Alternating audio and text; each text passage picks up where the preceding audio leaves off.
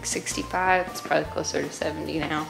Because it's after 9 o'clock, but it's been really nice. I think Pork Chop and Toonie have been sleeping in their house, like in their respective houses. I need to go look at the front of the pig house over there. There's some boards out of place. I need to find Dottie this morning. She's kind of been off. She's been eating and drinking. There she is. Hi, Dots. Just haven't seen her. Didn't see her last night. Let's go check on her really quick. She's eating. She's acting somewhat normal. She just hasn't been like following me around and meowing at me. I guess she eats and everything. Hi! What are you doing? Have you been sleeping? Hello, good morning. How are ya?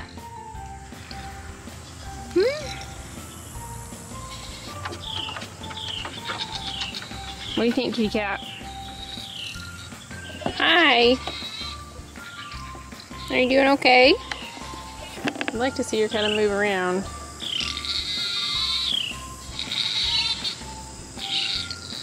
I'm not liking that. We have bobcat fever really bad in our area, and I'm always afraid when the cats act slightly off that that's what we're dealing with. She really, I mean, she's been eating and she's been coming up for treats. That doesn't look good this morning. This is what I would consider normal cat behavior this morning. Up, checking things out, not normal cat behavior. So that is not a good sign. Hopefully she's just sleepy and she'll perk up, but I think it's just, I don't know. I always get to the point where I'm just a little bit concerned that that's what we're dealing with. We flea and tick, medicate them, but in talking with the vet, the last cat we lost, there's just not a lot you can do about it. Hello. Good morning. And if she has it, there's like nothing we can do about it other than basically take her to be euthanized, which is really sad. So hopefully she's okay. It's tick season. Just had another friend lose a cat to bobcat fever last week, so it's just that time of year. We've lost our other 3 in the fall to bobcat fever. Shrub is less likely to get it because she doesn't roam, but because Dottie is younger and roams. If she's eating and drinking this morning, that's a good sign. We also have to clean this place out today. I've got to at least scrape a layer of muck off. Try to do that every couple of weeks. Have neglected it last month. Need to do it. Need to do it today, don't we? It's getting a little thick in here. It's very dry because they're not really sleeping in here. It's just the poop is breaking down and creating more dirt. And so we need to get a layer of the manure out for them. All right, let's have breakfast.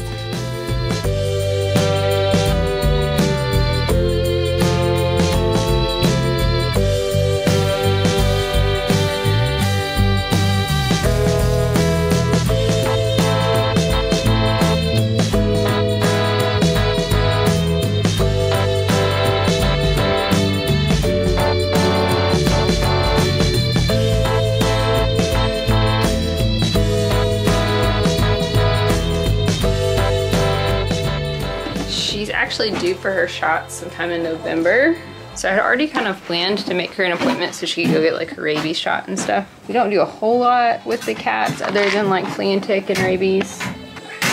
Because they free roam, I feel like that rabies shot is just super important. She just drank some water. But she definitely does not look like she feels very good. Moving slow. Dottie!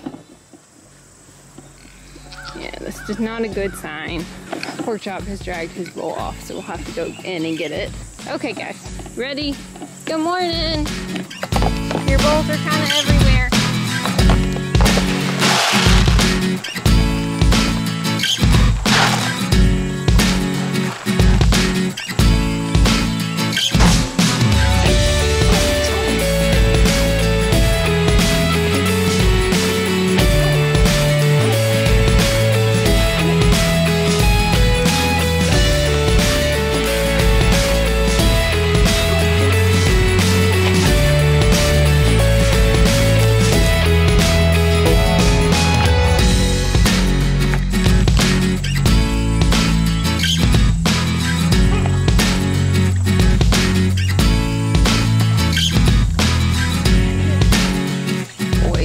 The weather has been beautiful. finally kind of getting nice fall weather. This could all be mowed down for sure at some point, but there's still a lot of green. I'm trying to get it to last as long as I can for these guys before I have to start grabbing some square bales to feed them. That time I feel like is gonna come a lot sooner than it should. We're really hoping that with as much grass as we have here, that it would last into November before we had to do hay, but it's just not going to with the drought. Did you break your house? I think you did.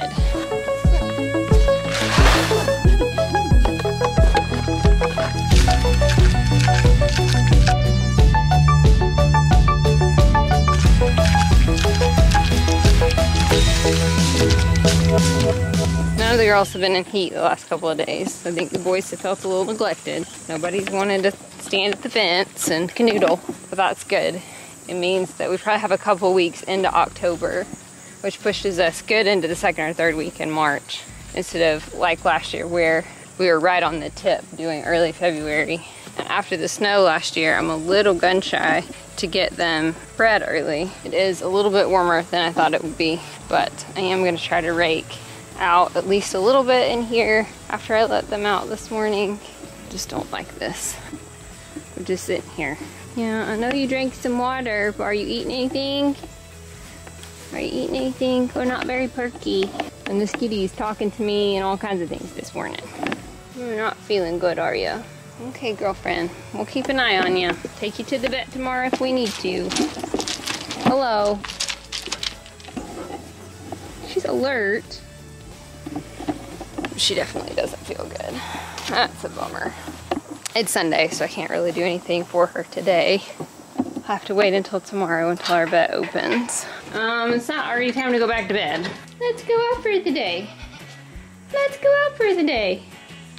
Yeah, you guys ready? Come on. Need to fill up one of their buckets of water. Come on. Yesterday I walked them out and they came and stayed. Come on, girls. I was really kind of surprised. I would like to get them out here so that I can work in the barn without them in my face. Come on, Link. But I know better.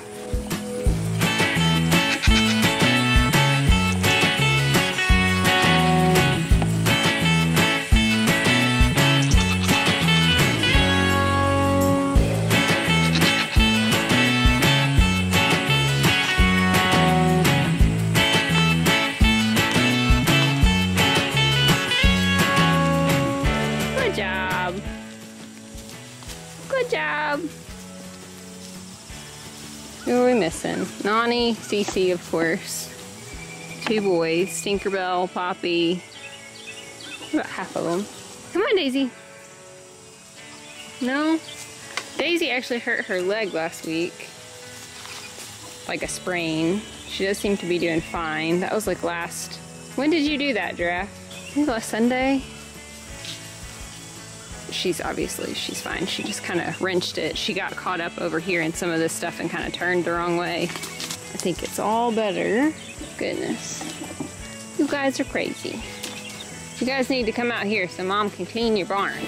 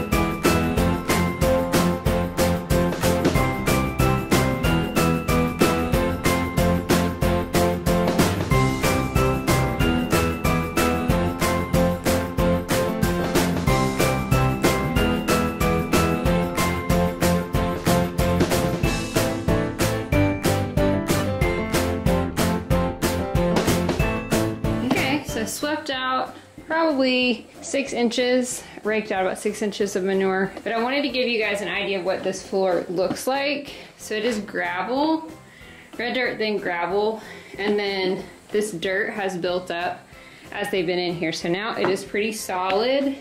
So this is the floor, this is the barn floor. You can see this is the sleds that are underneath. And this is just solid. So this is where the gravel and the dirt and the muck has kind of become hard, drainable surface, which is what we want. And it's so dry that I have swept this off. So you can kind of see like I'm sweeping this last little layer. I'm not going to, I just did this to show you. I'm gonna spread this back out. They need just a slight layer down for warmth and to keep an extra layer between them and the hard surface so it can drain really well. But I did try to get it down to the skids that I knew we could see. I swept out the door jambs. I've tried to knock down some of the spider webs. I haven't gotten them all. I swept out this door jamb. I swept out all the gate jambs here where they close, which you can see even in here. And it's hard to see, I know, maybe you can see a little bit. This is kind of hard. And then this is like the dirt that is able to sweep off of it. So it is very clean. I could, in essence, sweep all this like small layer out and start fresh. But because it is a little cooler at night, I'm gonna leave that, just this very fine layer down for them to keep them nice and toasty at night. But to get rid of some of this dust, just trying to get as much of the dusty stuff out, and I just spread it out down here and it'll eventually break down because it's just compost. So really just poop. So I have enjoyed having the gravel as a base rather than just straight dirt because this is possible. It concretes itself to a point, but it still drains so that you can completely sweep it out and start over from fresh. But this is the base level of the floor of the barn. So we're at a good spot. It took me probably an hour to get it all mucked out because I haven't done it in a month or two. Like I've probably gone a month longer than I should have. They poop a lot and they haven't slept in here in July and August because it was really hot and that was why I just didn't really fool with it. But now it's so super dusty that I didn't want to kind of clean it up for them so that we didn't get any like respiratory issues from the dust. That's it. I'm gonna kind of sweep a little bit of this to the center and kind of spread it out a little bit and then we'll be done. Hopefully eventually we'll get some compost bins like right here where I can pile it up and shovel it into a compost bin instead of having to let it kind of naturally break down out here. But it is all organic material, so it does break down super easy. So glad to have that chore done, and I'm sure they won't appreciate it, but I know that it's better for them. Well, they all came back to see what I was doing. They are all cleaned out. Nice and clean hard floors. Yes. Nice clean barn. Mama, we'll see you later.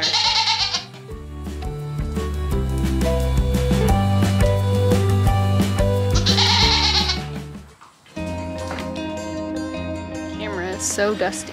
So the kitty is sick for sure. She has not wanted to move all day long, so I'll call in the morning and get her over to the vet to see if, just confirm, or see if it is bobcat fever. It's my guess with the amount of deer we've had running through. The ticks are just up and it's just one of those things. We actually did decide when we lost Cheeto and Hank pretty close together last year that we would not keep any more barn cats, that this was kind of our last run at them. Actually tried to get Rescue to take all the cats but Shrub back last winter and she just didn't have space. There's a certain kind of rescue here that does like outdoor barn cats because there's such a hotbed here and there's of those ticks with that disease that it just seemed like the responsible thing to do at this point is to not have any more cats. Shrub doesn't leave the barn area. Like this is literally the furthest she goes because she's older. Not as concerned about her just because this is the third cat that we've had get sick. She has never been sick, so I think that's just because she's older and she doesn't roam. We did, when we were living over there, decide that like if we had any more strays roll up, that we would try to take them to the shelter or find a rescue or a different home for them because of how prevalent that tick-borne illness is in our area. You can treat it, but like I think there's like a 20% chance that the cat will get better. and it's very awful to watch them go through. Like, they're very, very sick. And for our barn cats, for them to have to be basically locked up at the vet for several days and like spend $1,000 and just hope that they might pull through, it's just not what I feel is best at the end of the day. I don't want them to suffer. So hopefully, you can always hope that this is not bobcat fever, that she's just like normal cat sick. I have seen this, it happens really fast. She was a little down in the dumps Friday.